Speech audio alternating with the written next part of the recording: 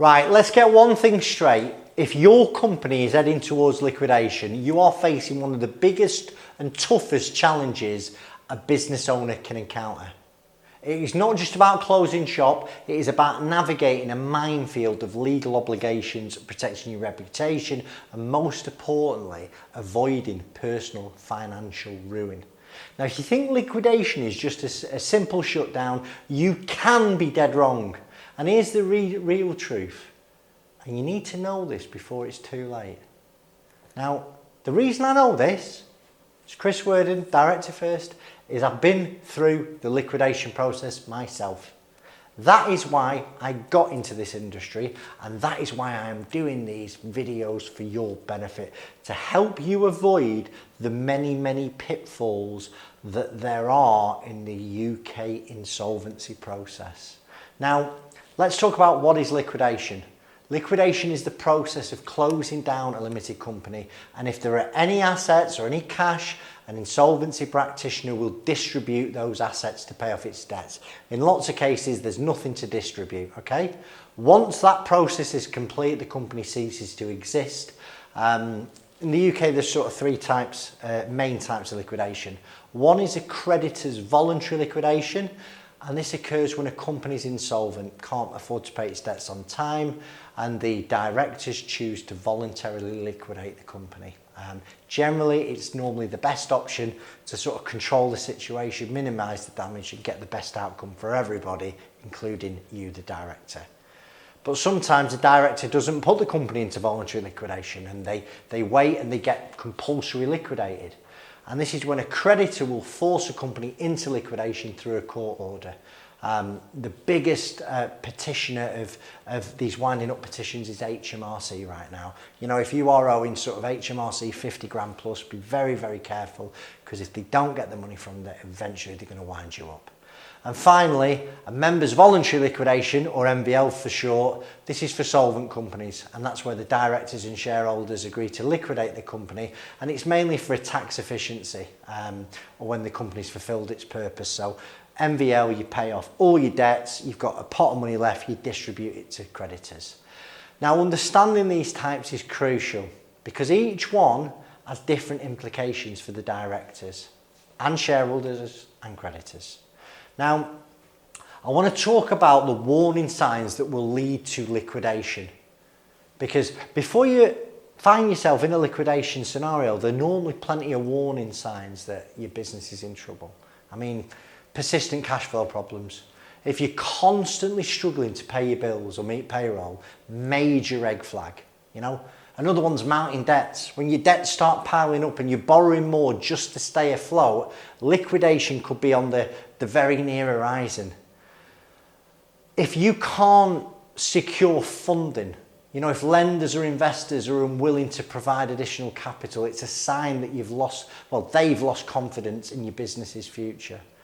And obviously, creditor pressure, you know. If you're consistently getting chased by creditors for payments, they're consistently threatening legal action, it's time to, you know, consider the options carefully. Now, as long as you can recognise these signs early, it can give you a chance to take some corrective action, really, before, you know, insolvency and liquidation becomes inevitable.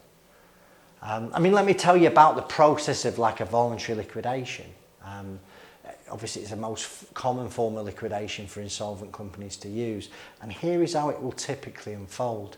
First of all, a director will go, you know what, realise the company can't pay its debts, and they decide that liquidation is the best course of action. They find an insolvency practitioner. Dear God, if you watch my videos, please ring me. But if you don't ring me, that's cool.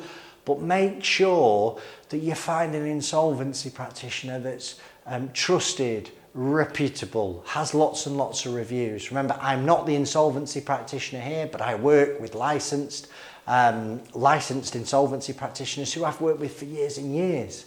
Now, when you appoint the insolvency practitioner, or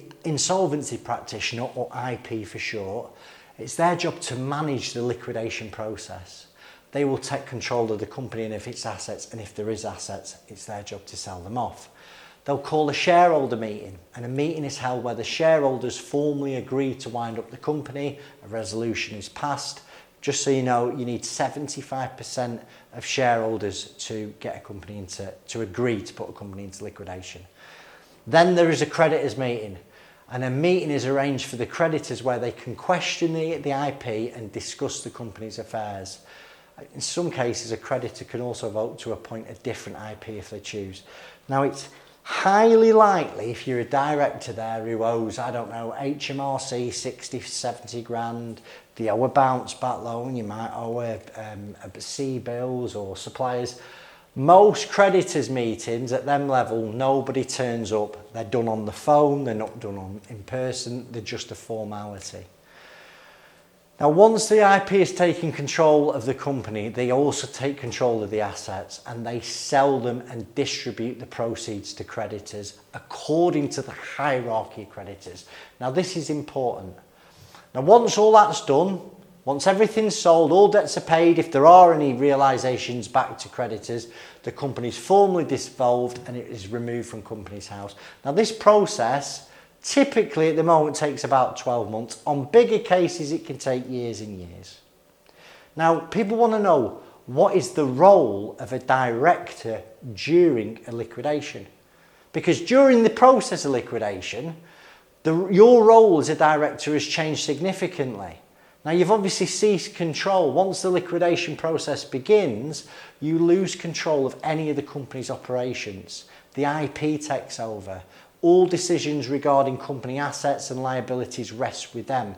But you do have some legal obligations. You are required to cooperate fully with the IP. Give them access to all company records, assets and information whenever they ask for it. So when you get into liquidation and you get a letter or an email from the insolvency practitioner, respond to it quickly. Because listen, there are personal liability risks with liquidation. And if it's found that, say, a director's continued to trade while the company was insolvent, or if they've acted in a way that was detrimental to creditors, you could be held personally liable for company debts. It does happen. It's known as wrongful trading, and it's quite a serious offence. You know, directors get disqualified. In severe cases, a director will be disqualified from serving as a UK director for anything up to 15 years.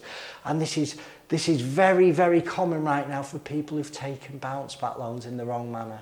You know, bounce back loan fraud will lead to a disqualification in more cases than not. Yes, you can defend that disqualification. You can try and put a robust argument back to the insolvency service, but it happens, and it happens very regularly.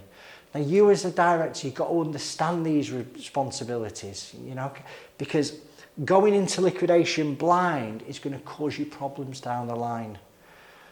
Now, I think this video needs a section on the impact liquidation has on creditors and employees. Because it doesn't just affect directors and shareholders, it's got a significant effect on creditors and your employees.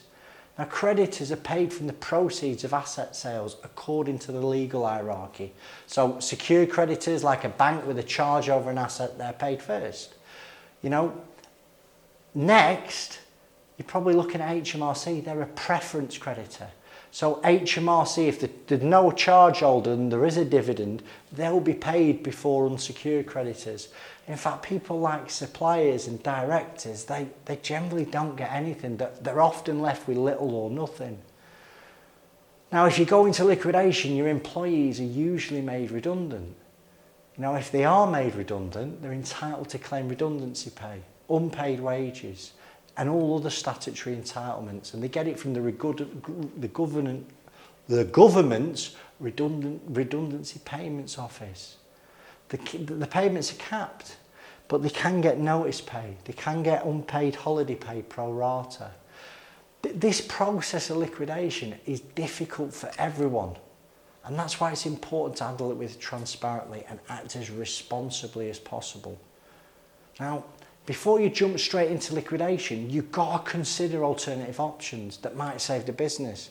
And I say that to people, like liquidation is the last step on the train line. You know, could a CVA help the business? Company voluntary arrangement.